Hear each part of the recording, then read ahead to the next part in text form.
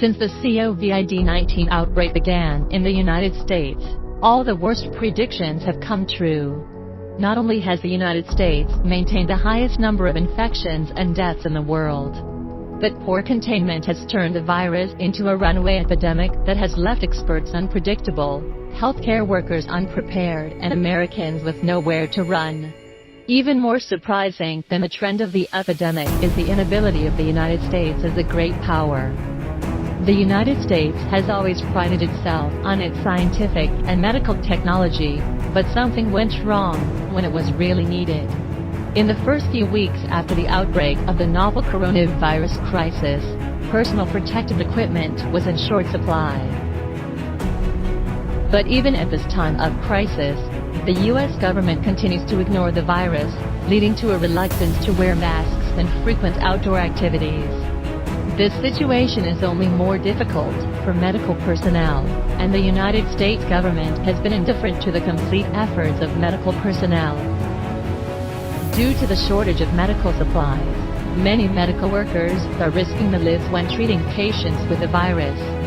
They lack protective clothing and masks and other equipment. Many medical workers are inadvertently infected with the virus while treating patients, thus losing their lives. As a result, they risk their lives to save the ignorant masses led by the U.S. government. These warriors were unarmed, without even protective armor. Healthcare workers who were supposed to attack the virus and treat infected patients. Now it is the most dangerous people on the front line. The continued spread of the epidemic has also had a huge impact on the lives of Americans, particularly low-income groups, the elderly and some ethnic minorities. The epidemic has highlighted and exacerbated long-standing social problems in the United States, such as wealth disparity and racial inequality. The epidemic has taken a heavy toll on America's most vulnerable populations, with the elderly bearing the brunt. COVID-19 has been reported in more than 14,000 nursing homes across the United States, with more than 296,000 confirmed cases and more than 55,000 deaths reported, representing 10% of all confirmed cases and 42% of all deaths in the United States. Such social problems as the long-standing polarization between the rich and the poor, inadequate protection of the rights and interests of the disadvantaged groups, and racial discrimination will continue to worsen, making life more difficult for the American people. America's acute shortage of protective equipment cannot be solved. America's loss of low-income jobs cannot be solved. The severe infection of vulnerable populations in the United States is even more intractable. All the people in the U.S. are living in great suffering, and there is no hope for the government to actively fight against the epidemic.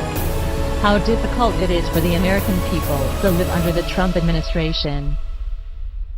Alright guys, so there was Chinese media. People like Serpenza, Laowai, the mainstream media, they would call this Chinese propaganda. In my opinion, it's all the same thing. Media, propaganda, they're all trying to influence you, they're all trying to shape your opinions. So I guess those words, media, mass media, propaganda, they kind of go hand in hand. So there it is. What you just saw was the proverbial evil CCP propaganda, or Chinese media, whatever you want to call it. Was that worse, better, or the same as Western funded media? What do you think? The mainstream media has been absolutely deplorable in the last couple of years, especially when it comes to China. I mean, they will make things up. In that video, I didn't really see anything made up. They were just giving us the straight facts about elderly people, minority. We all know what's happening in the US. It's an absolute cluster beep. You know what I'm trying to say. Cluster F. And what's amazing about this Chinese media clip is they don't exaggerate. They don't go into any hyperbole. They don't go into any conspiracy theories that like, oh, maybe it's Bill Gates or whatever. You know, they don't go into anything. Even though there are definitely reasonable conspiracy theories that the 1% don't really give a damn about the 99%. I mean, that's a conspiracy theory that I would definitely promote and agree with. The 1% don't care. More importantly, America doesn't have a national healthcare system. in this little clip, this little, whatever you want to call it, propaganda piece or Chinese media, it didn't even talk about those things. So it only stuck to the facts. In my opinion, based on what I saw here, Chinese propaganda sucks. I mean, did you listen to that voice? They literally chose this computer English voice. You know, they put in a script, a Chinese script, they translated it to English, and they just straight put a computer on that. That was garbage. No one watching that would be convinced or even think that was a well-narrated piece. The only good thing about this propaganda or media was that it had good music. Like the epic music was pretty cool, and that would maybe influence people. But I think in today's age, we hate that kind of typical propaganda music, which we know is trying to scare us or make us feel heroic or whatever. We don't like being manipulated like that. So the Chinese government, man, they're doing a bad job. I mean, if they're trying to influence people, they're doing the worst job ever. That video was just like a 1 out of 10. I couldn't see anyone being moved by that video. There's no emotionality to it. The facts were good, but we all know the facts. Everybody knows America's failing. So they didn't connect the dots. They didn't talk about the 1%. They didn't talk about the national healthcare system, which America doesn't have. It doesn't have a national healthcare system. That's why they failed. They don't have this overseeing national body that can manage and do the logistics, do the planning, do anything. All they have are private medical corporations, and they don't get along. They're competitors. They're all fighting for profits. So I give this 1 out of 10, okay? If you want to play in the big leagues, Chinese media, you ain't going to win anything, right? You're not going to influence anyone. That was garbage, in my opinion. And so, that's one criticism for the CCP. If you want to play in the big leagues, look at American propaganda, look at Australian propaganda, right? Sky News. Look at the Falun Gong. Even the Falun Gong has better propaganda than this. This is trash.